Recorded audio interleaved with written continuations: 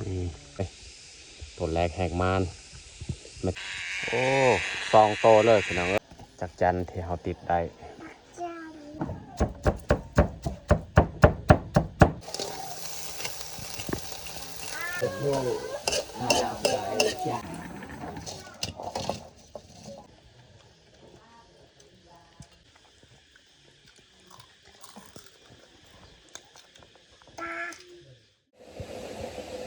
กราบทักทายสบายดีFCเบิร์ดสู่ครูสู่คนยินดีต้อนรับเข้าสู่ซองเบายูบ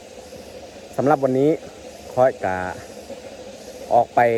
หาติดจักจันตอนนี้ก็เวลา8 โมงหรือว่า9 โมงแล้วว่าสิออกแต่เช้ากะยานจักจันนี้มันยังบ่ทันไปหาจับตามต้นไม้ที่เราจะไปหาติดจักจันนี่แหละถ้าแดดออกแนวนี้นี่มันก็บินมาจับเลยโอเคแต่ทุกคนสามารถติดตามวิธีการจับจักจันของเราในวันนี้นี่แหละยางที่เราติดจักจันไม่แต่เราสิไปตัดไม้พุงอีกเขาจับได้ตัวหนึ่งเพราะว่าตอนเช้านี่มันบินบ่ค่อยได้ปานใดปีกยังบ่ทันแข็งมันสิบินนี้แต่ว่ามันบินบ่ได้เขาจับก่อน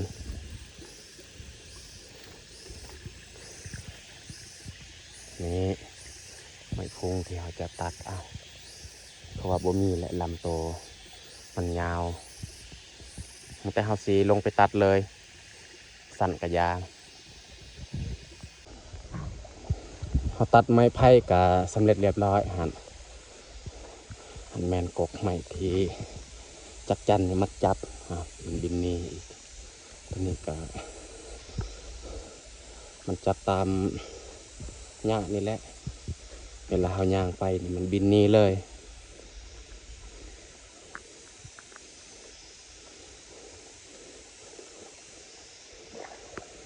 กกไม้ตัวนี้นี่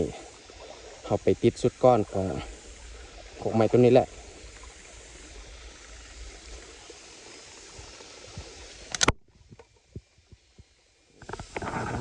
ไม้ไผ่ตัวเขาติดนี่ก็ยั่งอยู่อยู่เทิงมันจับแล้วแต่ว่ามันจับบ่ทันลายปันใดแดดนี้บ่ทันแห้งถ้าว่าแดดกะจังหน่อยมันจึงมาจับนี่ลายแต่เฮาสิขึ้นไปทาอยู่หันเลยก็ติดอยู่เทิงเลยแต่ว่าต้องขอโทษขออภัยเพราะว่ามื้อนี้ก็มาคนเดียวก็เลยบ่ได้ถ่ายตอนเขาขึ้นไปติดจักจันอยู่เทิงครับเอายางมาทาใส่ไม้ที่เขาจะไปติดจักจัน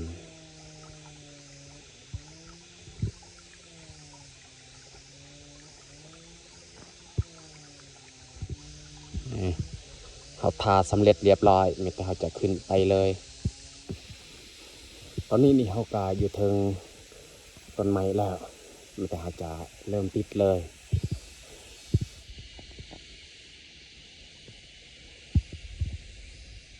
โอ้มันมีก่อนอยากทุกคน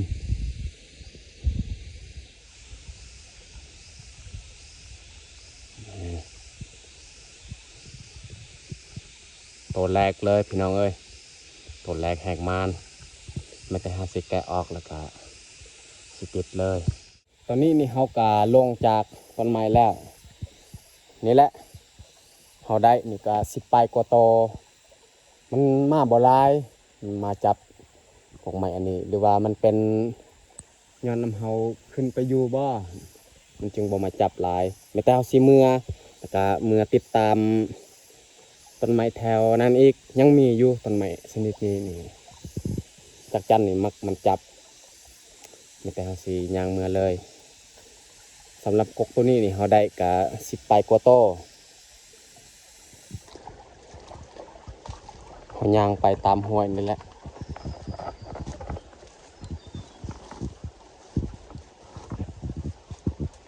โอ้2 โตเลยพี่น้องเอ้ย มันกำลังผสมพันธุ์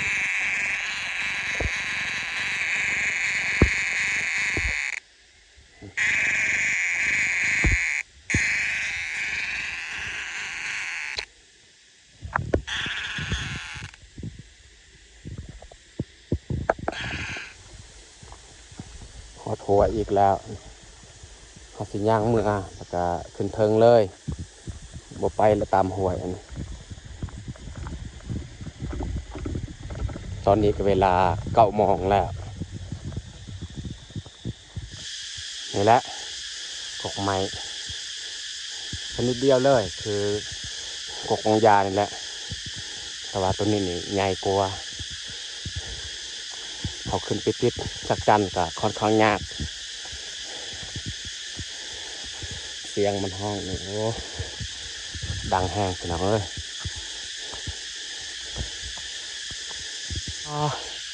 มันจับตามงาไม้นี่โคตรลายแต่น่าเสียดายเขาปีนขึ้นบ่ได้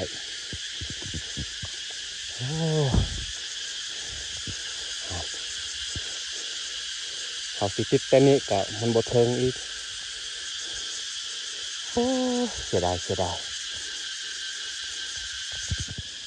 ขาไปกกตัวนี้นี่พอปีนขึ้นได้อยู่เขาติดแต่กกตัวนี้แล้วก็ติดละแล้วมีแต่สียางเมื่อเลยกกยูหันนี่มันใหญ่ปีนขึ้นบ่ได้แต่ว่าตอนเขาติดเขาจะบริทายแล้วจะมาเบิ่งผลงานรวมจังน้อยเลยเพราะว่าเขามาคนเดียวบ่มีมือกลองนี่ตอนนี้นี่เขาก็ได้30 ปลายกว่าโตแล้วเขาลงมาเอายางนี่ขึ้นมาใส่ยูเทิงเพราะว่ายางมันเบิดแล้วตอนนี้นี่เขาก็ลงจากต้นไม้แล้วเขาสือเกียมออกมือผลงานของเขานี่ผมมาเบิ่งจากนั้นเขามาทอกอยู่เพื่อนประมาณ80 ปลายกว่าโตเขานับเบิ่งแล้วแต่ว่านับบ่ค่อยละเอียดปานใดมีแต่เขาสิย่างมือเพราะว่าตอนนี้ก็ยางของเขาก็เบิดแล้วแล้วก็อีกอย่างก็หิวข้าวแน่ตั้งแต่เมื่อตอนนี้ก็เวลา11 โมงปลายแล้วตอนนี้เขาก็เมื่อฮอดบานแล้วแล้วก็เขาจะมาเบิ่งจักจันที่เขาติดได้เท่าใดที่ให้น้องแยกนี่ถอกเลย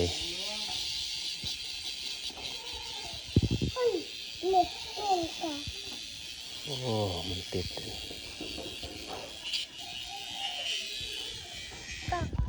อ้าวลูกเลย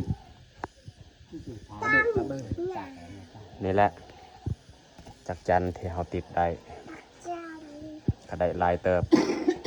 แต่สิให้น้องแยกนี่ไปขัวเลย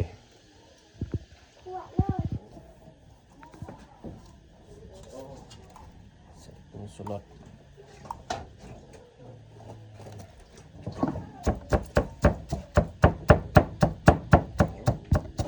เป็นงัดลังใส่น้ำมันลงไปบ่อมือจะตะเลยแม่จำจ่าแย่มากไม่เหนื่อยมากเที่ยวมันดึงแน่มาบดอ่ะพัดตะบดมาจริงๆเราเจาะมาครับเปิดหน้าตะนมา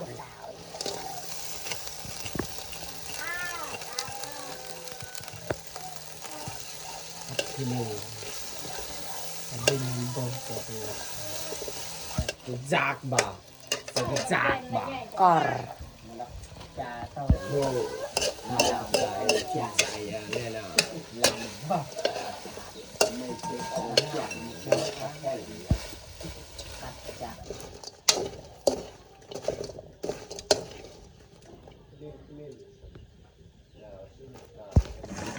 แต่ว่าไม่คาดเรียกจำมันปักไปถึงระวังครับตามมาก็จะลักอ้อยจะตัดแบบที่เอาลงแต่เป็นพวกบัตรที่จะตัดไม่ก็เต็มกันจ้ะลวงจำกันนะแบบไงเต็มmà để chámมือมันตัดใส่จามแล้วยัง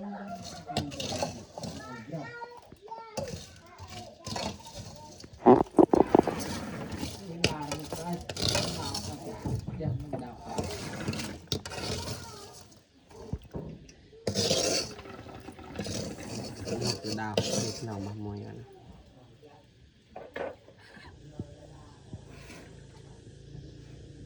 ขัวจักจันกับสุกเรียบร้อยแต่มีแต่สิให้อันใหญ่นี่แบ่งไว้ให้แม่ เพราะว่าแม่นี่ยังบ่ทันมาแต่ไปเสียหญ้าให้ มันเสียใหญ่ตักต่อเลยนี่มีลาตักเกี่ยว สำหรับอาหารเที่ยงวันนี้จะมี2เมนูตำหมักทั่วแล้วก็ขัวจักจันข้าวเหนียว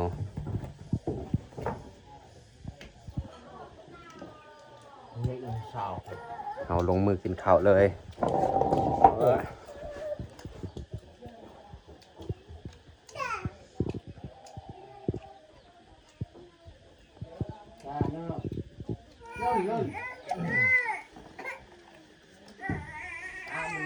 Đúng rồi à. Đúng rồi, đúng rồi, đúng rồi.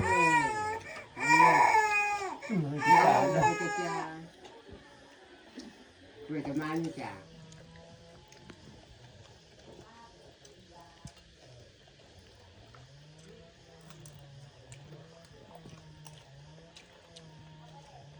Bận.